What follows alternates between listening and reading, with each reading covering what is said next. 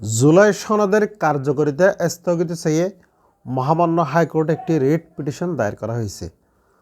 রিটটি দায়ের করেছেন জনস্বার্থে বাংলাদেশ সুপ্রিম কোর্টের আইনজীবী ইউনুস আলী আকন্দ। এর আগে গতকালকে নতুন সরকার অর্থাৎ বিএনপি সরকার 2/3 মেজরিটি নিয়ে যে সরকার গঠন করেছে সেই সরকারের শপথ বাক্য গতকালকে পাঠ করা হয়েছে এবং মন্ত্রী পরিষদের যে শপথ বাক্য আছে সেটাও গতকালকে একই দিনে পাঠ করা হয়েছে। এর ফলে যে জুলাই সনদের একটা সংস্কার কমিশনের সদস্য হিসেবে যেই স্বাক্ষর এবং শপথ বাক্য পাঠ করার কথা সেই স্বাক্ষর এবং শপথ বাক্য কিন্তু বাংলাদেশ জাতীয়তাবাদী দল বিএনপি শপথ বাক্য পাঠ করেননি। অন্যদিকে জামায়াত ইসলামী সহ 11 দলীয় জোট তারা সংসদ সদস্য হিসেবেও শপথ বাক্য পাঠ করেছেন এবং জুলাই সংস্কারের সদস্য হিসেবেও শপথ বাক্য পাঠ করেছেন। গতকালকেও দেখছি যে আমরা জুলাই সনদের ফলাফল বাতিল চেয়ে মহামান্য হাইকোর্টে একটি রিট দায়ের করা হয়েছিল।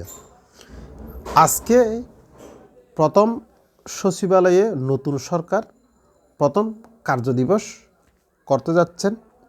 তার আগ মুহূর্তে বাংলাদেশ জাতীয়তাবাদী দল যে সংখ্যাগরিষ্ঠতা পেয়েছে সেই ভোট ঠিক আছে, কিন্তু যে জুলাই সনদের যে কার্যকারিতা আছে সেগুলো নিয়ে আরেকটি রিট পিটিশন আজকে দায়ের করা হয়েছে। রিট পিটিশন দায়ের করা হয়েছে, এখনও শুনানি হয়নি। শুনানি শেষে আমরা জানতে পারবো ফলাফল কী আসতেছে, মহামান্য হাইকোর্ট কী ঘোষণা দিচ্ছেন, কী রেজাল্ট দিচ্ছেন, কী রায় দিচ্ছেন সেটা আমরা বুঝতে পারবো।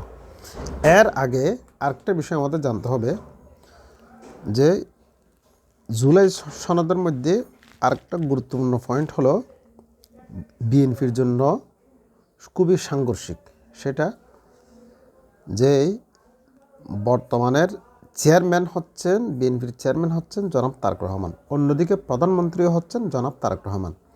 জুলাই সনদে বলা আছে প্রধানমন্ত্রী এবং দলীয় প্রধান একসাথে থাকতে পারবেন না, না হয় প্রধানমন্ত্রীর পদ ছাড়তে হবে, না হয় দলীয় প্রধানের পদ ছাড়তে হবে, সেরকম কিন্তু অনেক কন্ডিশন দেওয়া আছে। এরপর আরেকটা বিষয় এখানে সবচেয়ে গুরুত্বপূর্ণ, উচ্চকক্ষ এবং নিম্নকক্ষ। এতদিন পর্যন্ত সেটা বাংলাদেশে ছিল না, এটা উন্নত বিশ্বে উচ্চকক্ষ নিম্নকক্ষ আছে, কিন্তু বাংলাদেশে চাচ্ছে উচ্চকক্ষ এবং নিম্নকক্ষ হবে। উচ্চকক্ষে সংসদ সদস্য থাকবে 100 জন।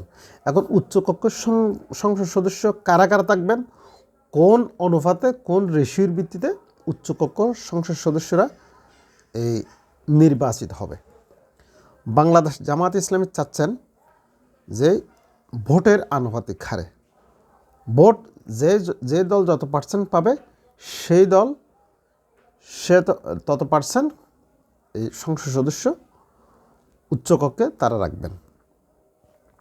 অর্থাৎ বিএনপি পেয়েছে এখন 60%, আর জামাত সহ 11 দলীয় জোট ভোট পেয়েছেন প্রায় 40%। এখন উচ্চকক্ষ যদি সংসদ সদস্য দিতে হয় তাহলে জামাত থেকে 40 জন, বিএনপি থেকে 60 জন সেভাবে দিতে হবে। অন্যদিকে বিএনপির নোট অফ ডিসেন্টে বলা আছে যে অর্থাৎ উচ্চকক্ষ গঠিত হবে সংসদ সদস্যদের আনুপাতিক হারে। অর্থাৎ এখন বিএনপি 2/3 মেজরিটি তারা অর্জন করেছেন সংসদ সদস্য হিসেবে, সেই সংসদ সদস্যের আলোকে উচ্চকক্ষ সংসদ সদস্য গঠিত হবে। অর্থাৎ বর্তমানে যে 2/3 মেজরিটি পেয়েছেন বিএনপি, সেটার মাধ্যমে বোঝা যাচ্ছে যে 70টার মতো আসন তারা উচ্চকক্ষে পায়, প্রায় 70টা, এবং অন্যদিকে 30টার মতো পাই যে 11 দলীয় জোট, জামাত ইসলাম সহ 11 দলীয় জোট। সেই কারণে এটার মধ্যে একটা এই কে কতটুকু আসন পাবে সেটা নিয়েও কিন্তু ইলেকশনের আগেও অনেক দ্বন্দ্ব ছিল। এটা শেষ হয়ে গেল, যেহেতু নির্বাচন হয়ে গেছে, এখন কিন্তু যে আগে আমরা দেখতাম যে বিএনপি এই বিরোধী দলে যখন জোট ছিল তখন কিন্তু শেখ হাসিনা যে জাতীয় পার্টিকে নিয়ে তারা সরকার গঠন করেছিল।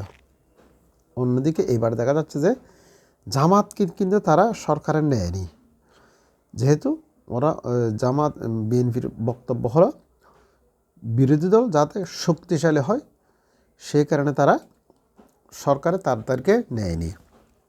অন্যদিকে যে উচ্চকক্ষ নিম্নকক্ষ এটা দ্বন্দ্ব এক। দ্বিতীয় নম্বর একটা দ্বন্দ্ব হলো দলীয় পদ এবং প্রধানমন্ত্রী পদে একসাথে থাকতে পারবে না, সেটা সবচাইতে গুরুত্বপূর্ণ বিএনপির জন্য।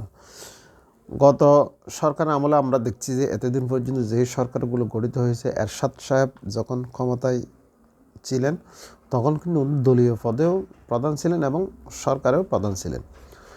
অন্যদিকে যে বিএনপি বেগম খালেদা জিয়া উনি যখন রাষ্ট্র পরিচালনা করতেছেন উনি দলেরও চেয়ারপারসন ছিলেন এবং রাষ্ট্রেরও প্রধানমন্ত্রী ছিলেন।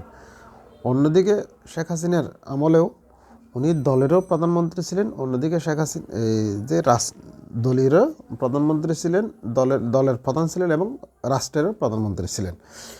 তো এই যে জুলাই সংস্কার যে কমিশনের যে সিদ্ধান্ত, সেটাতে বলা হচ্ছে দুইটা পদে একসাথে থাকা যাবে না।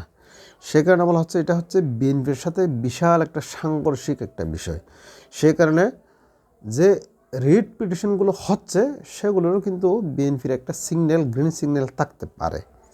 এই কারণে বলতেছে আসলে বিএনপি এবং বিএনপি এবং আওয়ামী লীগ কিন্তু এই যে জুলাই সনদের পরিপূর্ণ বাস্তবায়ন কিংবা পরিপূর্ণ যে সংস্কারগুলোর কথা বলা হচ্ছে সেগুলো কিন্তু দুই দলের মধ্যে এক দলও কিন্তু চাচ্ছে না। যদিও বা বিএনপি এতদিন পর্যন্ত বলছিল যে সব কিছু করবে, কিন্তু শপথ বাক্যে যখন অনুষ্ঠান হওয়ার জন্য গেছে ওখানে জনাব সালাউদ্দিন সাহেব যে কথাটা বলেছেন তৃতীয় তফসিলে আনতে হবে, এই যে ফর্ম এটা তফসিলে আনতে হবে এবং কে শপথ বাক্য পাঠ করাবেন সেটাও কিন্তু সংবিধান অন্তর্ভুক্ত হতে হবে। তখন কিন্তু তারা এই যে সংস্কারের মাধ্যমে যেটা করবেন সেটা ফাইনালি গ্রহণ করবেন। এই কন্ডিশনটা দিয়েই তারা কিন্তু ওই যে জুলাই সনদ সংস্কারের যে সদস্য হওয়ার কথা সেটা কিন্তু তারা শপথ নেননি। যদি শপথ নিলে কিন্তু বিষয়টা আরও জটিল হয়ে যেত। তো এখন দেখা যাক, মহামান্য হাইকোর্টে যখন রিট করা হয়েছে, এখন হাইকোর্ট থেকে একটা নির্দেশনা আসবে, সেই অনুযায়ী বাংলাদেশ পরিচালিত হবে, বাংলাদেশ কার্যক্রম চলবে। সবাই সুস্থ থাকবেন, ভালো থাকবেন, আল্লাহ হাফেজ।